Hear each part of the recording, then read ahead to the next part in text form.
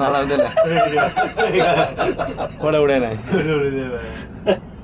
দেখা যাবে তুই ওইটাকে উঠিয়ে নিলি। আরে কাকা একটু সাইড দিও, যেতে দিও আমাদের।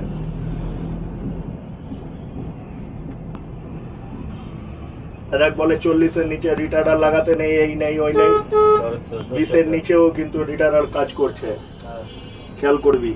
আর এটা হচ্ছে ওই যে স্ক্যানিয়া ভলভোর মতো রিটার্ড না, এটা হচ্ছে ইলেকট্রিক রিটার্ড। কে বলেছে তোকে? ওই যে টান দিলে আবার ওইটা জায়গায় চলে যায় না দাদা? কোনটা?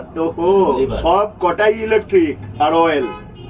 তোদেরকে আমরা বোঝাবার সময় কি করি, এত তো তোকে ইঞ্জিনিয়ার বানিয়ে লাভ নেই। তোকে একটা ধারণা দেওয়ার জন্য আমরা তোকে খালি অয়েলটা বুঝাই, ইলেকট্রিকটা বুঝাই না। কথা বুঝতে পেরেছিস?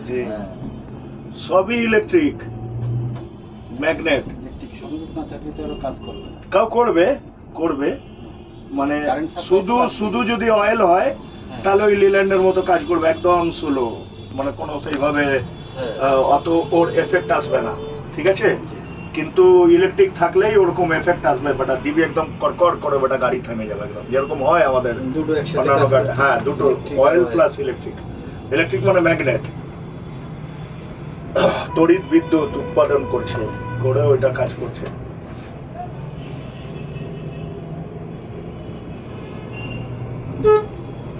দেখ সবাই কিন্তু গাড়ি চালাস ভালো, আমি জানি।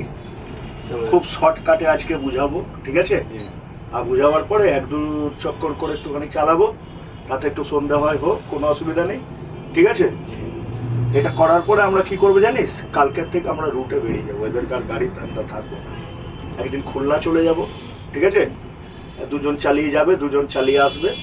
আর একদিন চট্টগ্রাম চলে যাব, 2জন চালিয়ে যাবে, 2জন চালিয়ে আসবে। কথা বুঝলি? তাহলে কি হবে, ক্লিয়ার হয়ে যাবে জিনিস।